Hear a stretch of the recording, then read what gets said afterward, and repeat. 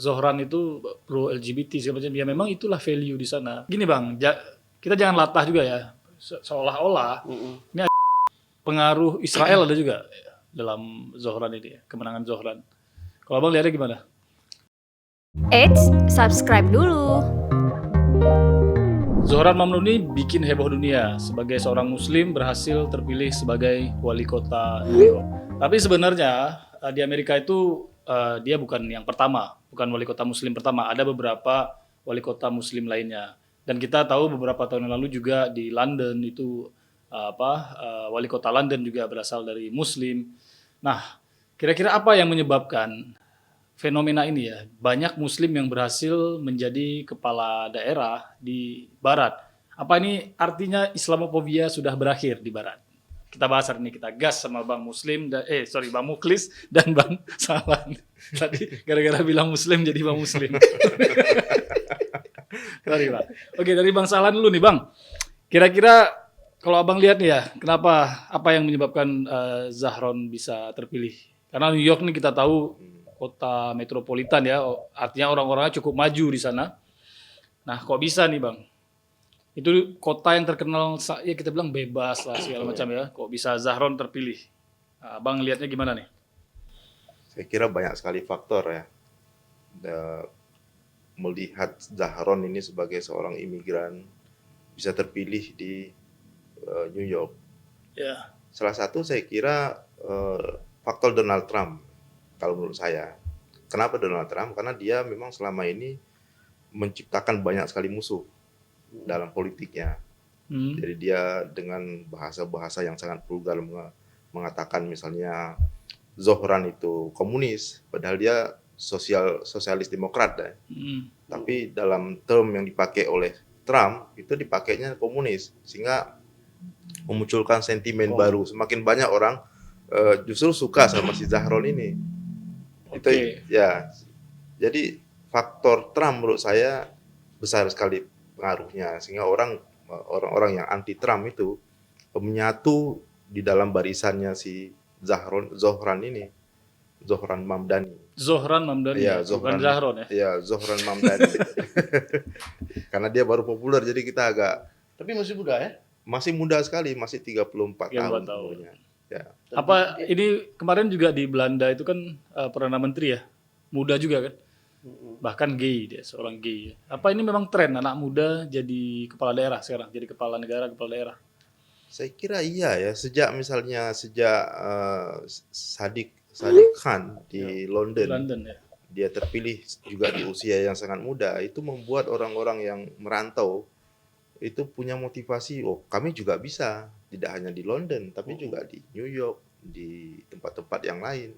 Apalagi kan semangat orang imigran ini, semangat orang-orang tertindas sebenarnya.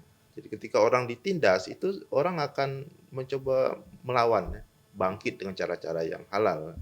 Jadi itu yang membuat juga saya kira, misalnya seperti Zohran itu menang, karena mereka menjadi kelompok tertindas, menjadi kelompok yang selama ini banyak didolimi, tapi punya potensi, punya bakat, dan berada di tempat yang benar. Kalau dia berada di tempat yang salah, misalnya Uganda, dia nggak akan seperti itu. Kenapa saya mengatakan tempat yang benar? Karena memang di Amerika itu demokrasi itu jalan. Sistem demokrasi itu betul-betul jalan. Orang bisa mengatakan Donald Trump misalnya, dia bisa menghujat lawan politiknya dengan bahasa yang sangat kasar, tapi mereka bisa menerima, nggak marah. Kalau kita kan nggak. Kalau kita misalnya menghujat Yudi misalnya di ruang publik, langsung, dan itu bisa dipolisikan, bisa dibawa ke ranah hukum. Nah itu mungkin Yudi kan orang ilmuwan politik. Ya. Kalau tren seperti yang sampaikan Bang Salan tadi itu ranahnya gimana? Tren yang mana nih, anak muda? Masa bicara demokrasi tadi, artinya kalau di luar orang karena hidup di alam demokrasi, kritis itu sebuah kewajaran.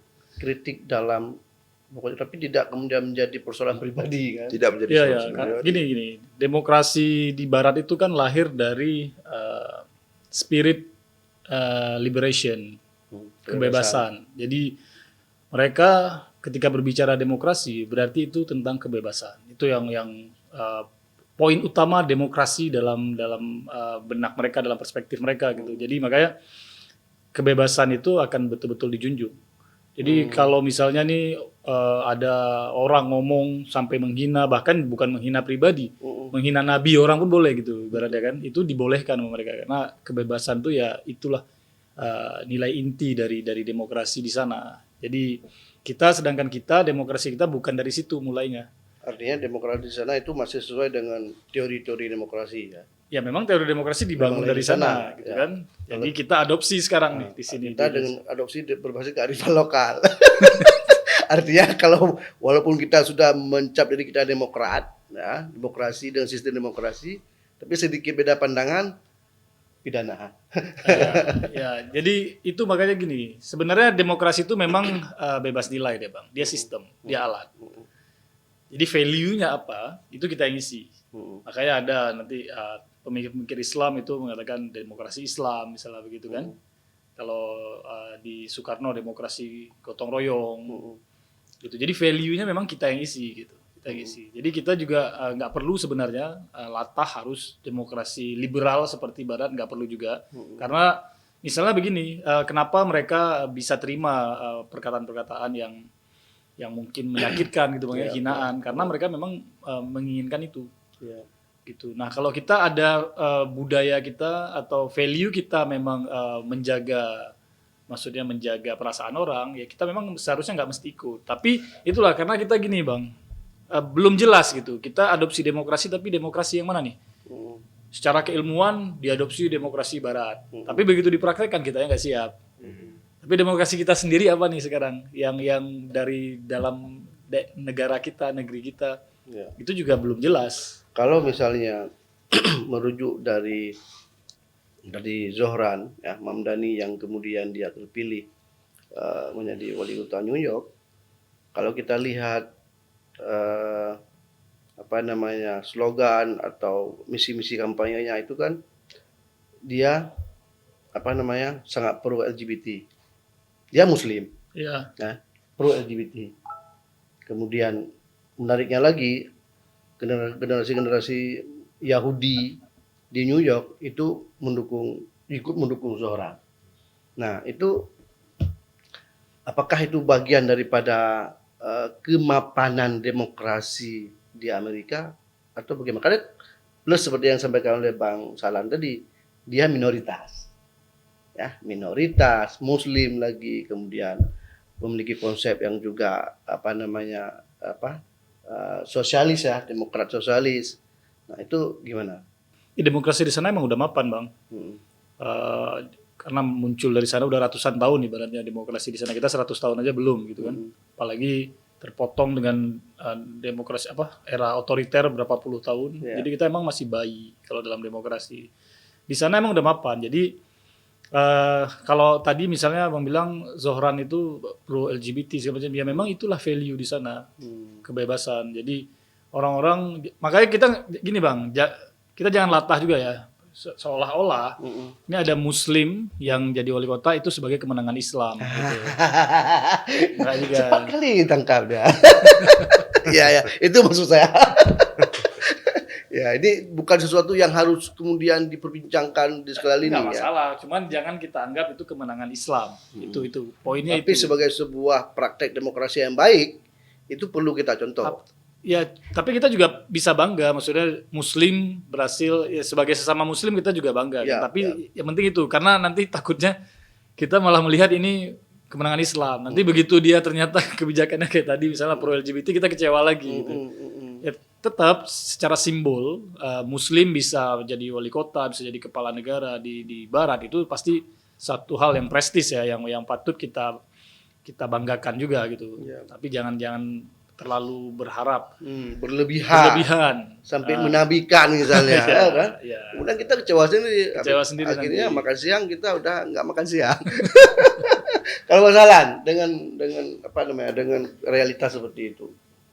Ya, saya kira persis yang seperti yang disampaikan Yudi tadi, bahwa durasi masa mereka berdemokrasi itu sudah cukup lama. Itu yang membuat mereka sudah cukup matang. Yang kedua, masyarakatnya sudah lebih rasional. Masyarakatnya Oke. sudah lebih Jadi rasional. poinnya adalah warganya cerdas. Tidak semuanya cerdas, tapi Mayoritas. mayoritas. Ya. Ya.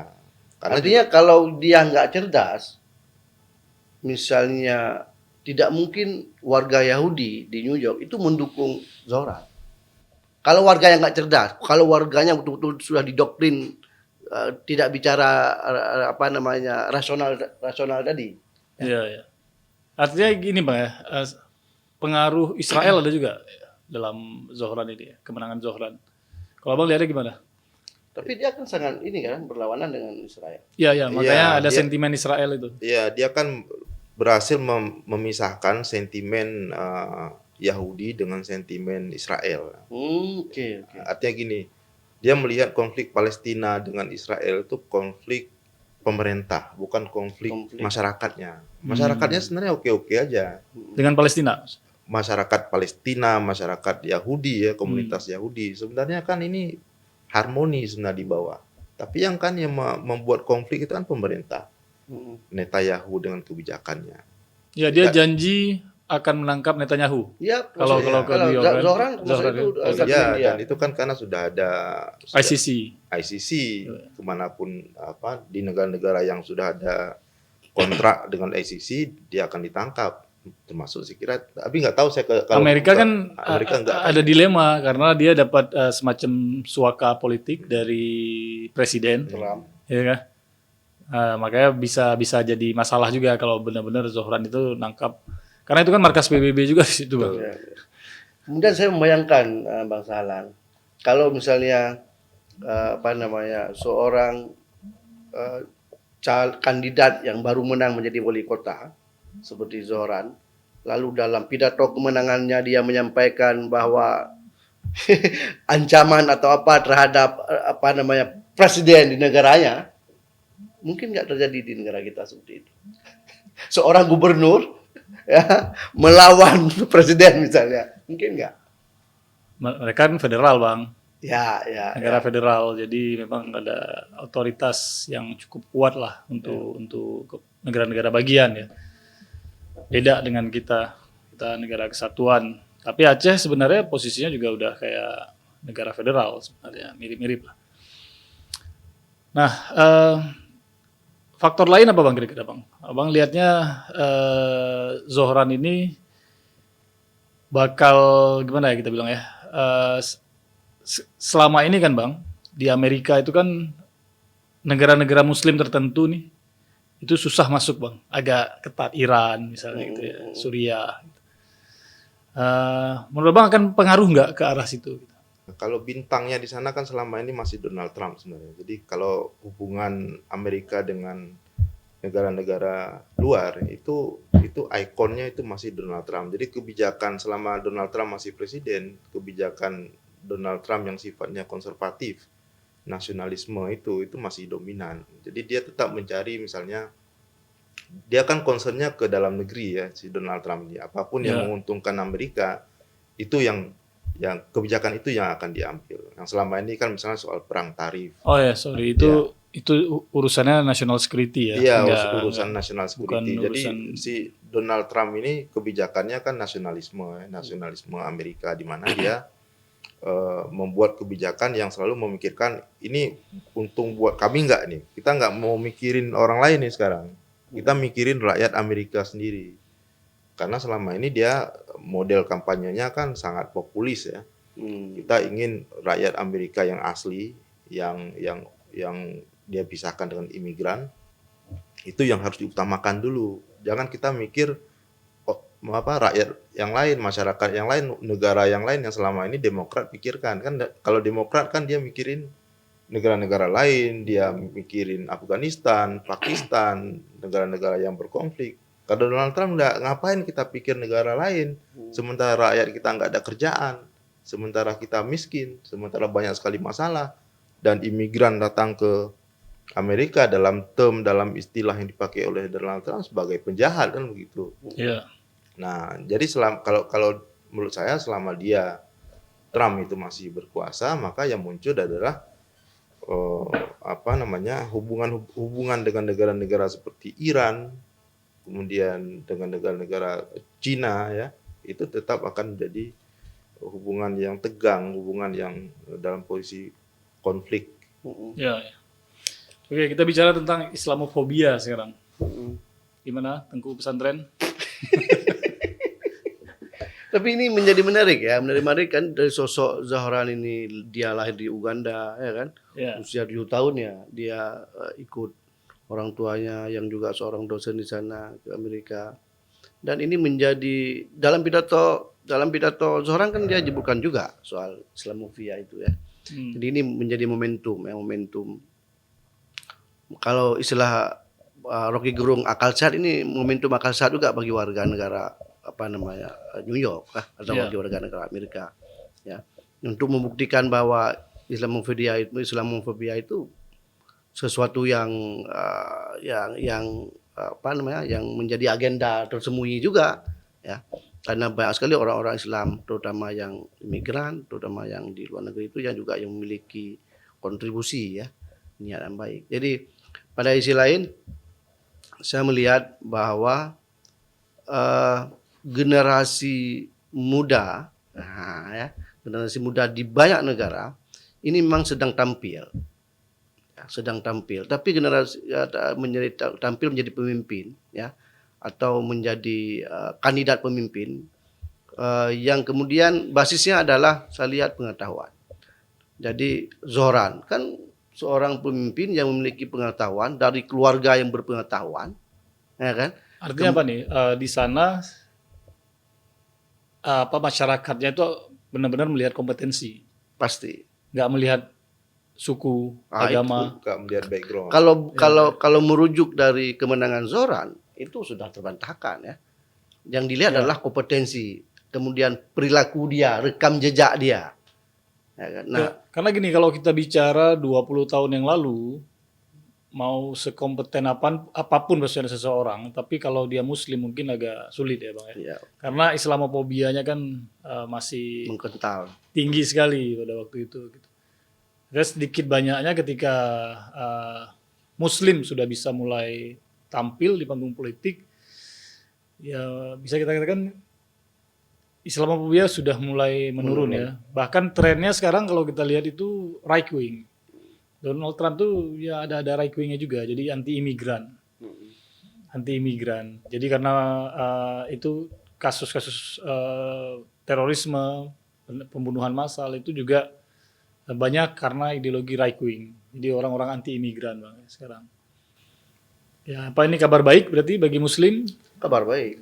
Ya, kalau menurut saya kan ini satu tanda bahwa sebenarnya Islam sudah lebih dikenal ya.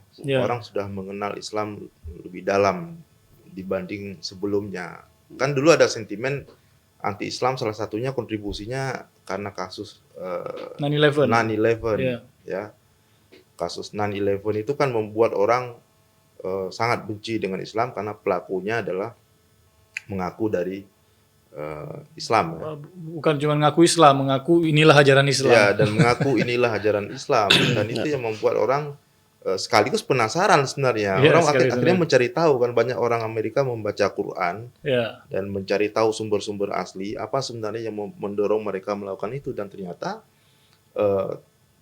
umumnya tidak menemukan sebenarnya ajaran seperti itu dalam Al-Quran. Dan itu yang membuat banyak sekali orang Amerika waktu itu masuk Islam. Masuk Islam, dan atau paling tidak konfrontasi terhadap Islam. Mereka akhirnya menerima Islam, dan ini menurut saya adalah salah satu tanda bahwa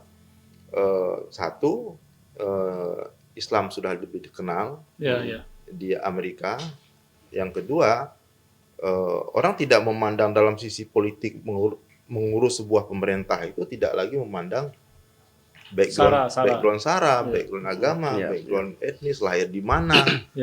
Mereka nggak mau tahu lahirnya di Uganda. Barack Obama lahir di mana, pernah di Indonesia. Jadi mereka nggak melihat itu. Tapi satu hal yang saya suka sekali dengan Zohran, dia adalah pendukung Arsenal. Ini pendukung Arsenal nih, memang ngeri.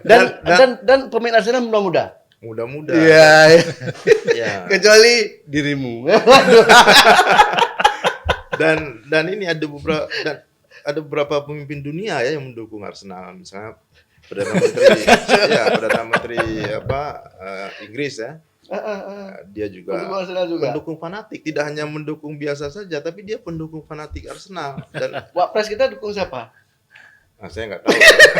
Ini karena udah disinggung Wapres, kita refleksi dikit ke Indonesia nih, ya Bang. Tadi kita udah bicara banyak nih di sana, sudah siap masyarakatnya memilih pemimpin itu berdasarkan kompetensi, terus juga sekarang era anak-anak muda yang tampil. Kita sekarang refleksi ke Indonesia dikit. Di Indonesia kan anak muda juga loh. Wapresnya anak muda. Gimana? Apa berarti kita juga sudah maju atau? Iya, kita senang ya kalau anak muda yang memimpin. Tapi kita akan lebih senang kalau prosesnya. Proses rekrutmen, proses seleksi anak muda ini itu juga harus demokratis. Sehingga kalau proses yang demokratis seperti Zohran itu, dia akan percaya diri, dia akan merasa saya terpilih karena saya kompetensi saya. Masyarakat memang karena ide-ide saya cocok dengan masyarakat. Jadi saya kira harus memperbaiki itu ya. Proses rekrutmen calon-calon politisi, calon-calon pemimpin mulai dari partai politik. Misalnya partai politik, kalau kita mau pilih seorang wali kota di Indonesia, maka dia harus ikut konvensi internal partai apa misalnya.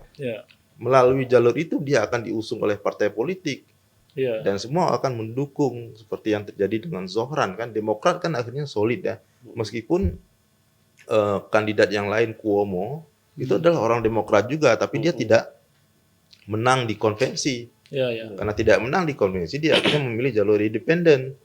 Jadi kalah.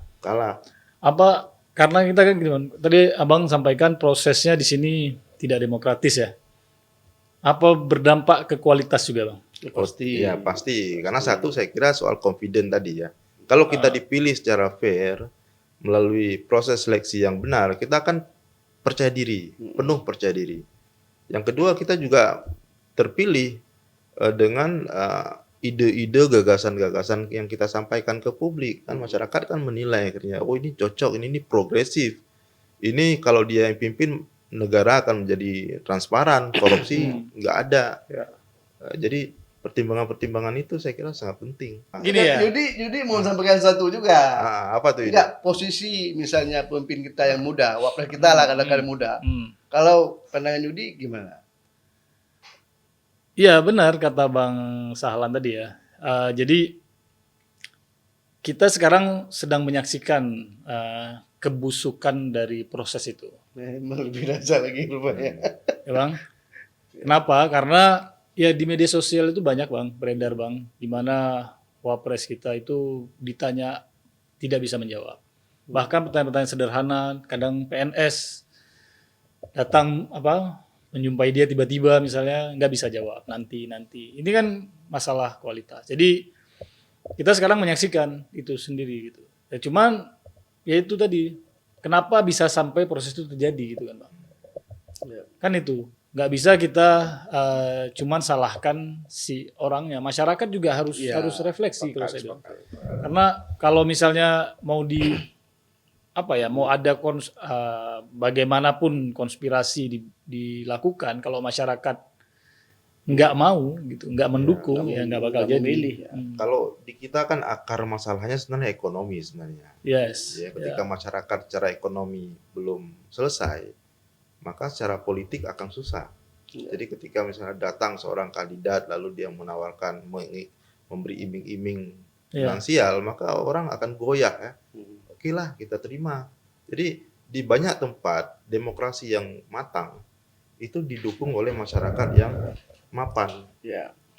Jadi demokrasi yang matang didukung oleh masyarakat yang mapan. Kalau masyarakatnya sudah mapan, dia akan rasional. Saya pilih kamu tidak, kalau kamu kasih misalnya uang 300.000, nggak ada artinya uang 300.000 karena saya punya 3 miliar.